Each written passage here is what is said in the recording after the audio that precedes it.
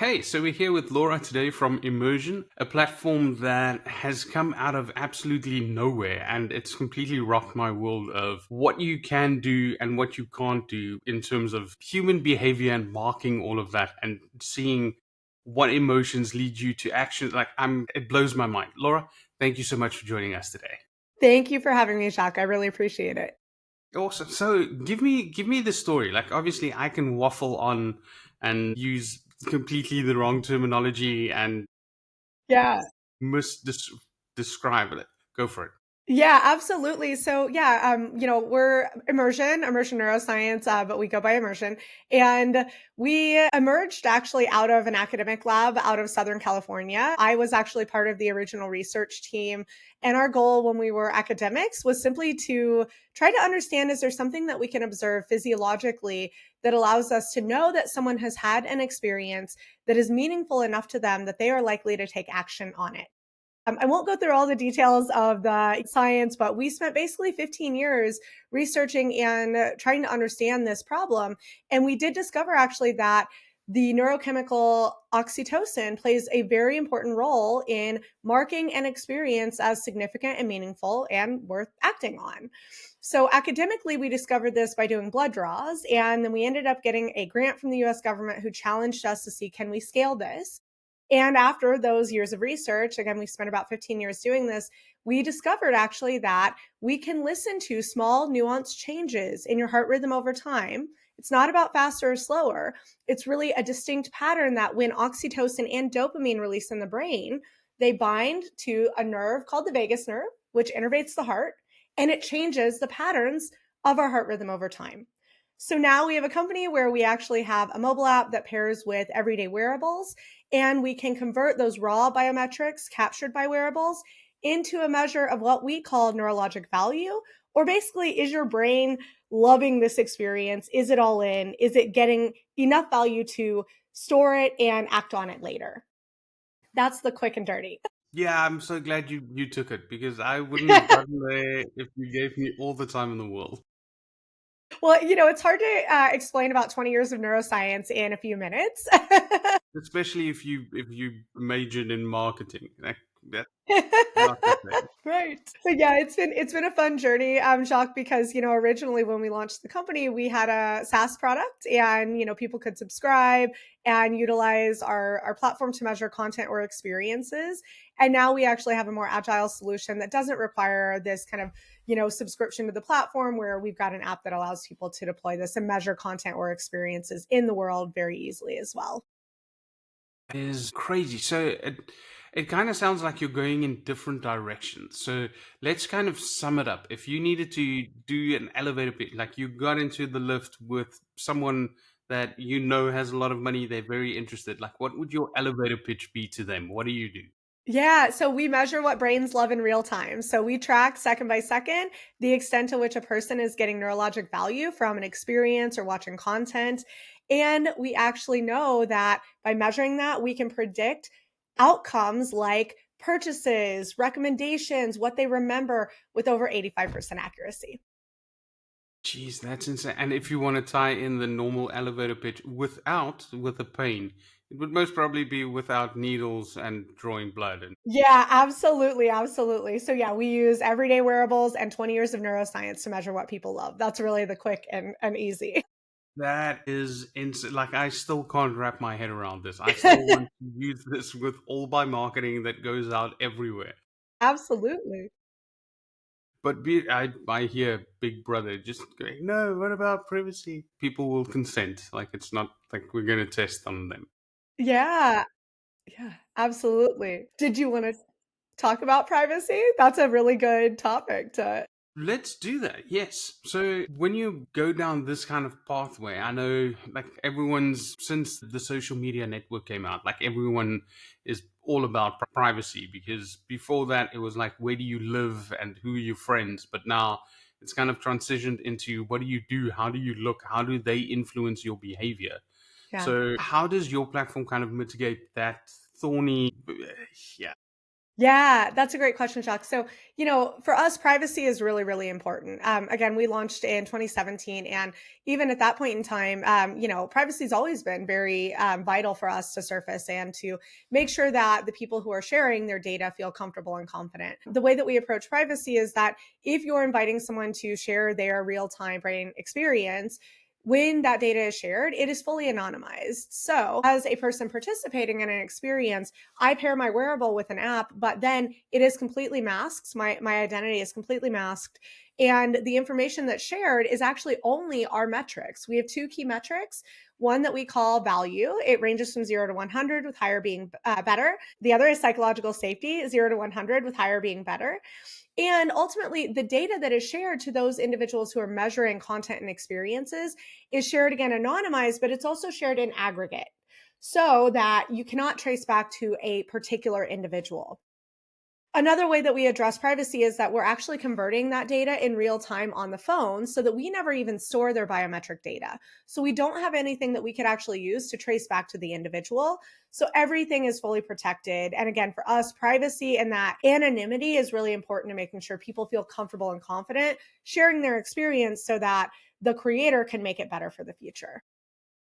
Oh, that is fantastic. Yeah, I think you kind of tick all the boxes. I wanted to kind of play devil's advocate and think Yeah, about, absolutely. yeah, but Please. what if, but even with the data not being stored on your phone, not even on your phone. So it's, if it's processed on your phone and doesn't actually do anything, like it's not sent back to you and then processed, it's nowhere on a server. Correct. Yeah, It's that's correct. Yeah. So statistics. good. Sorry. Ah, fantastic. Yeah, and it's also fully opt-in, Jacques. So we're never measuring someone without them knowing, right? So when someone is invited to an experience, they know when they start measuring and sharing their data, and they know when they're stopping that. So we're not capturing data outside of that where it's being shared with anyone. So they also have complete control over that. And again, they choose to opt in to share that experience. Beautiful. Like, no, that ticks all the boxes. I think one thing I would like you to kind of shed a light on. Obviously, I know nothing about neuroscience. I know a little bit from books here and there, but what is the one misconception that people have that they should stop having immediately? The one misconception is that people assume that the way that a person feels will predict how they act. I actually just gave a guest lecture on Monday about this topic, and our emotions are actually a biologic experience. So, emotions happen in the brain automatically, unconsciously, and without us being aware of them. You can really think about this as it's our experiencing self, which we don't really have access to. Our brain is basically coding input as it comes in. Our feelings are a subjective state. Our feelings that we state are predictions of how our brain thinks we should behave based on the context around us, based on what we've experienced in life, based on how we're feeling that day or, our physical state that day. And so because of that, so many people in the world assume that people's stated emotions or stated feelings are what they need to measure. But the problem with that is that what we state as our feelings don't predict how we're going to act in the future, what we're going to do, what we're going to remember. So that's really the biggest misconception. People assume that the way that someone feels is important to understand because they think that that actually has a stake in how their content will perform or whether they'll recommend an experience. And unfortunately, it doesn't. Also, do you have some kind of use case? Because the theory makes sense, but how does that look in the real world?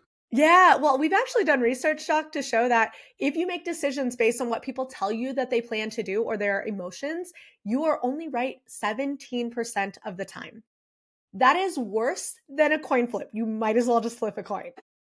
So just treat everyone the same, regardless. Like, Yeah, I mean, and that's, the beautiful thing is the brain doesn't lie. We don't have control. No more can I control the way my brain is processing an experience than I can control my liver processing lunch.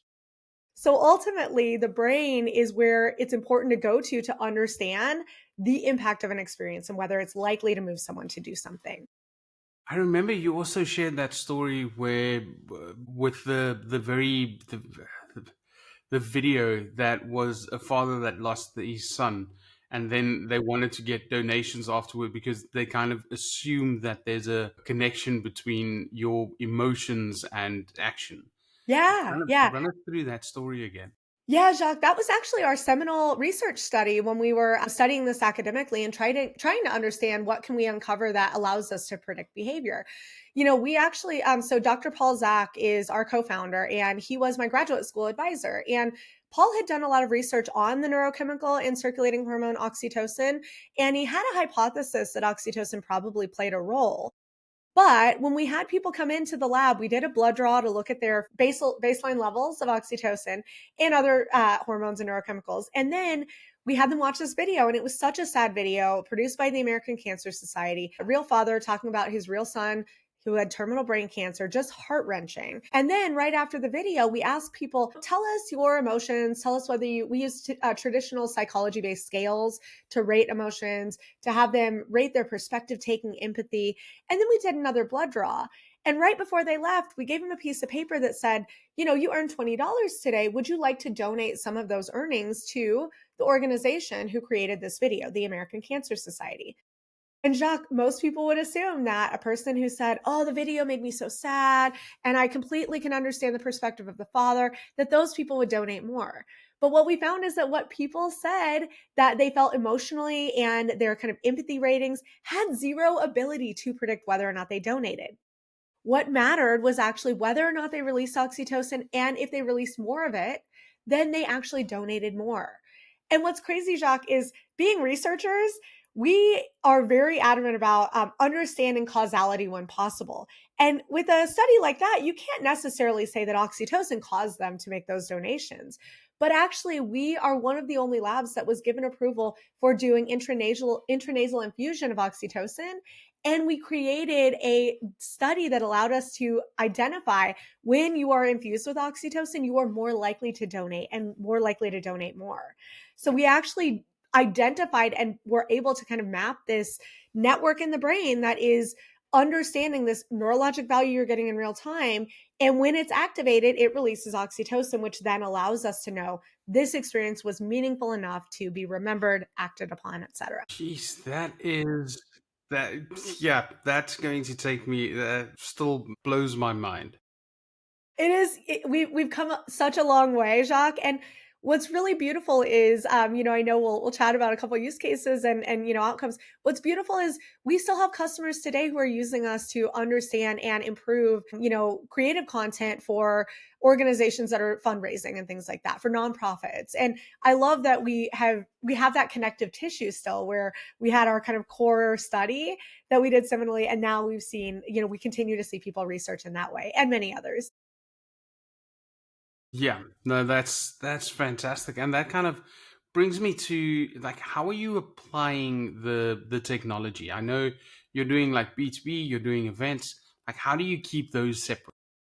Yeah, so we've worked in a lot of different spaces, and we have worked with people on the creative side, people who are creating content. We've done a lot with media companies, media and entertainment. We've measured so many movie trailers, full length movies, advertisements. We did a blinded case study actually with BBDO where they gave us a set of ads and they knew actually the performance, the in-market performance of those ads. And we were actually able to, using our metrics alone, predict the success of those ads without having any other data than immersion. And we hit it with 87% accuracy. The one that we actually didn't predict, it turned out that they'd actually put extra marketing dollars behind it to help that actual campaign succeed.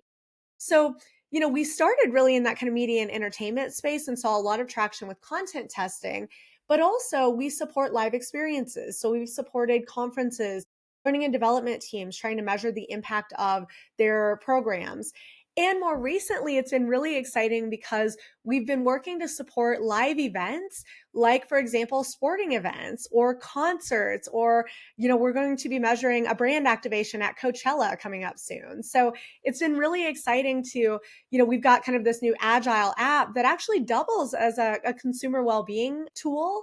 But this new, more agile tool really allows us to capture people in the world and understand how those experiences are impacting them so that we can enable people to make them better. Enable people to make them better. I love that.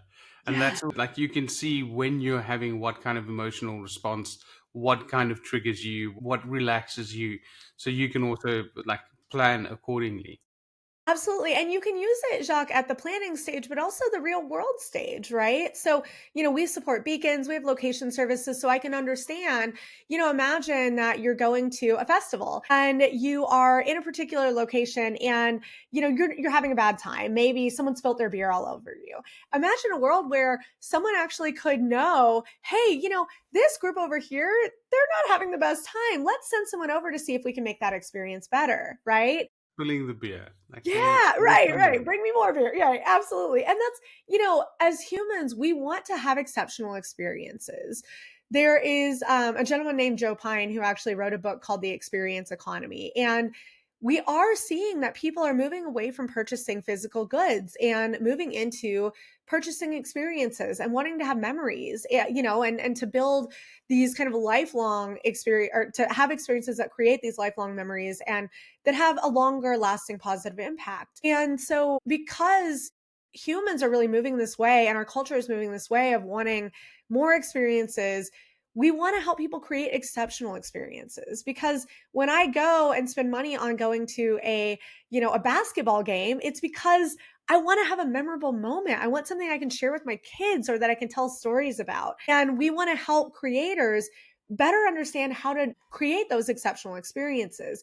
Because if you wait and you ask using a survey 3 days later, people are only going to remember peak moments and what happened at the end. You don't get granular data to actually make it the most exceptional experience that you can.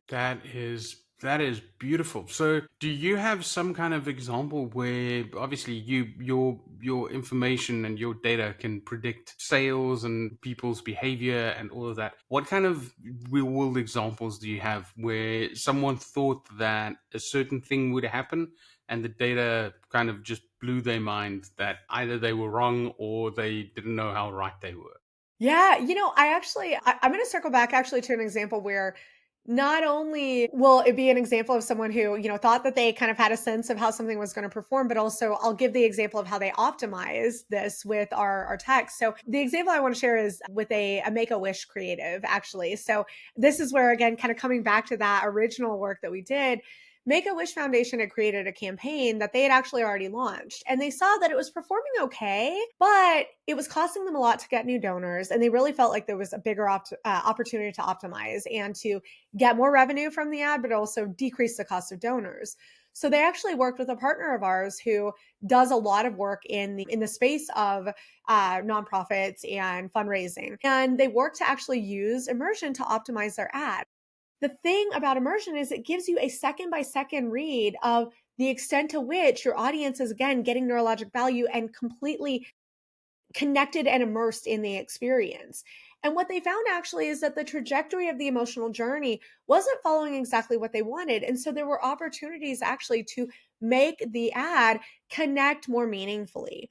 And what they saw when they actually optimized their ad, the creative with Immersion, is that they had a 72% reduction in the cost of acquiring new donors because the story was connecting more deeply. They also found a 30% increase when it came to size of donations and a 54% increase overall in revenue simply from optimizing this ad. So this organization is getting more donations that allow them to grant wishes to kids who have cancer and who are suffering from life-threatening conditions. So I think that's just a beautiful example where, again, not only helped them, it surprised them because they thought they were doing fine and they thought there was an opportunity to optimize, but this tool gave them the insight they needed on exactly how to optimize to yield better results. That is beautiful. It sounds like you're taking on the world. Like you have live events going, you have the app, you have market research helping nonprofit. Like Yeah. judging by it, you're still quite a small team. Like how do you juggle all of these different avenues or silos? Yeah, yeah, great question, Jacques. So we are a small but mighty team, and we're super duper passionate. We've got still four of our original science members on the team, and so all of us care a lot about making the world a better place. And I know that sounds really cheesy, but at the same time, it is our core driver for each of us getting up in the morning. And Historically, that's always been the case on the B2B side. We truly believe that we need more exceptional experiences in the world because it makes people happier, it makes people thrive, it makes people live better lives. And on actually the B2C side, we recently released an app that helps people also achieve emotional fitness and discover the things that actually are causing their brain to release dopamine and oxytocin and create these peak experiences. And for us, even though we're a small team, it's really about prioritizing. And there are complementary aspects to measuring a live experience, for example, and our B2C app, Six, which is this emotional fitness tool.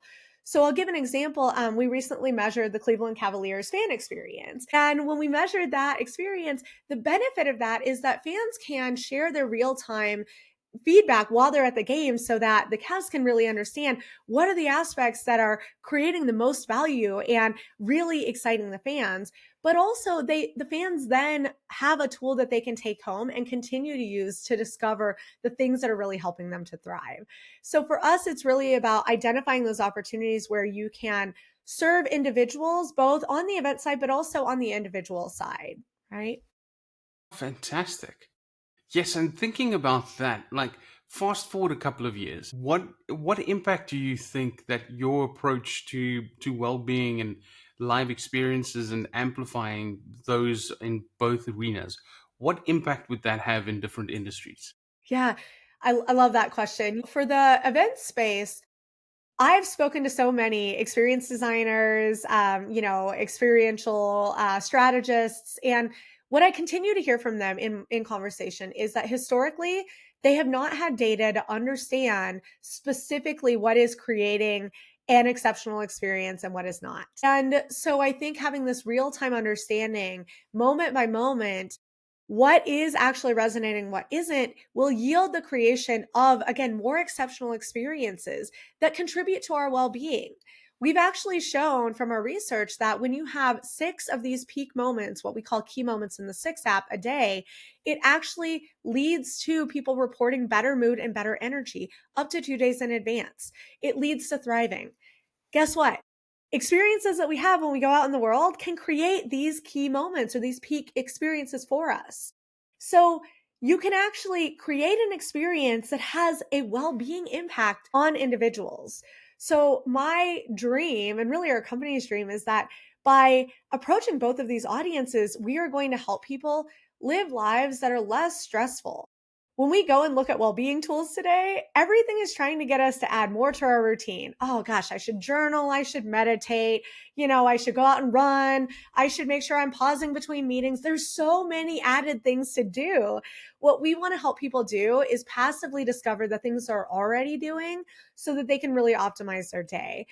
And so what I want, what I really hope for is, again, better experiences that are helping people thrive and more self reflection and more time looking back at the things that actually we're already doing that are helping us to live an exceptional life because that's what we all want. We want to be happier. We want to feel like we're flourishing. Yeah, and optimizing it in a way that it's not adding, because exactly what you said. Now you need to start meditating, you need to start taking a morning walk, you need to start doing a gratitude journal, you need to start, and just the Everything. fact that you need to start all of this just adds more stress, which means that you need to start earlier. It's overwhelming. It is. It's overwhelming. Yeah.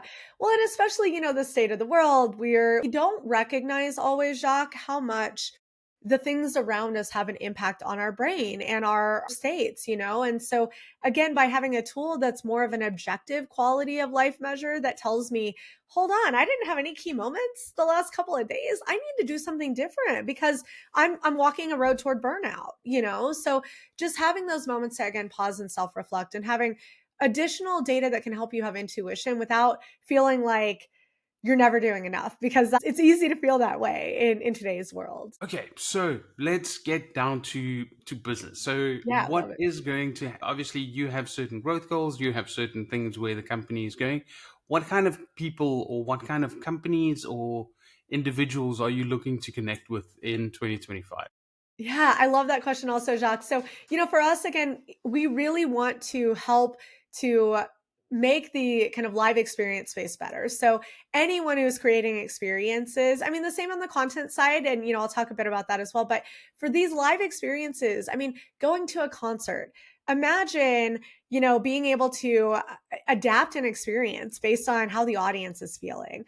So, the people who are in the kind of event spaces, creating experiences for individuals, consumers to come and attend, where they want to create an exceptional experience that is memorable, that creates loyalty, and that creates word of mouth and virality. So anyone who's creating an experience, it could be that they're creating a brand activation. We're having a conversation with a group working with a big sporting event that's going to be happening in 2026, where we're looking at how do we bring more people together in that space and use our technology to help connect with others. People who are in the resort world, there's a huge opportunity to better improve the customer experience when you are creating something where you're hoping that people will come back and to drive loyalty. People in the museum space, we've done some work with exhibits, but people who are responsible for visitor journeys and understanding, is the experience that we are creating for visitors actually driving value and encouraging them to come back and share this and maybe purchase tickets or tell their friends. I went to an incredible exhibit in DC last year called Osgemios, and I measured my immersion while I was there. So I used our technology, and for the entire exhibit, our scale ranges again from 0 to 100. I was above 90 the entire time. I have recommended that exhibit to at least 15 people. So the data doesn't lie. Um, and then, also beyond that, in the sports world, I mean, there's a huge opportunity in the sports world to improve the fan experience by understanding in the moment really what's connecting, what's not. Because again, if you do a survey, that's just in the moment, you only get one answer. You capture one point in time.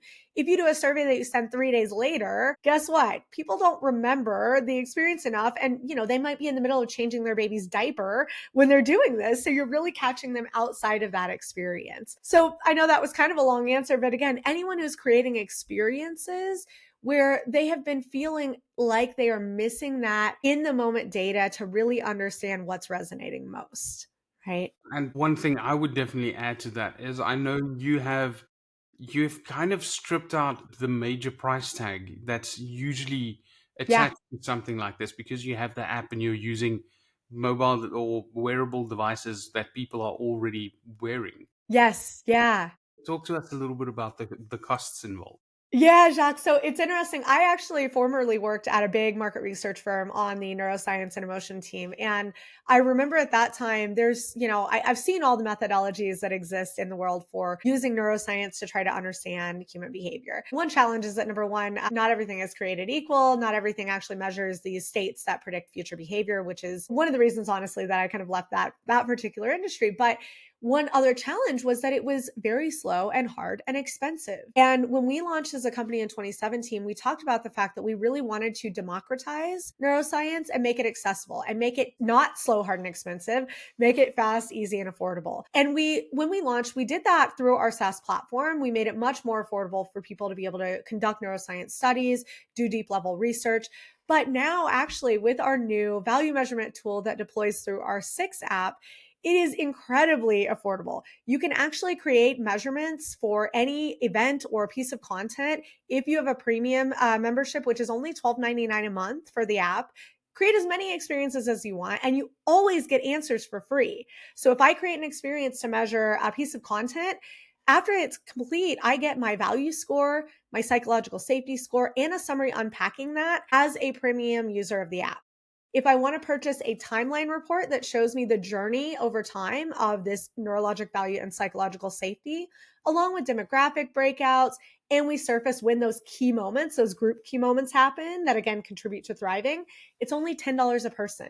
So you could measure an audience of 100 people for $1,000 using neuroscience. It's, to me, we've really changed the game when it comes to that. Yeah, 100%. And then obviously the big thing is if I'm sat in front of this video, like nailed to the screen, loving what I'm hearing, how do people get in contact with you? Yeah, thank you for asking that. So they can find us in a couple different ways. So you can find our immersion platform at www.getimmersion.com. So that's GETIMMERSION.com. And if you're interested in discovering our six app and the well-being aspects, you can see that at, let me try that again. If you're interested in discovering our well-being tool 6, you can find us at your6.com. That's YOUR, the number 6.com. We're also on all the major social media channels, and we would love if you connect with us as well. And do you have somewhere where they can follow your journey as you, because I see this is going to take off like a rocket ship. Like, where Yeah, can they follow your absolutely. journey? Yeah, I would love for anyone listening to connect with me on LinkedIn. So you can find me, Laura Beavin-Yates. I'm also always happy to chat. I love the startup world and the space of helping people innovate in it. So I'm more than happy to chat about our solutions, but also simply my journey, where I've come from and where I've gone. And, always happy to share that story. If my knowledge can help someone else, I'm here for that.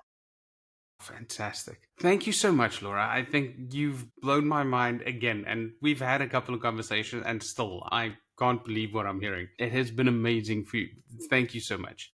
Thank you so much for inviting me, Jacques. It's been so much fun to, share the story and to have the conversation with you.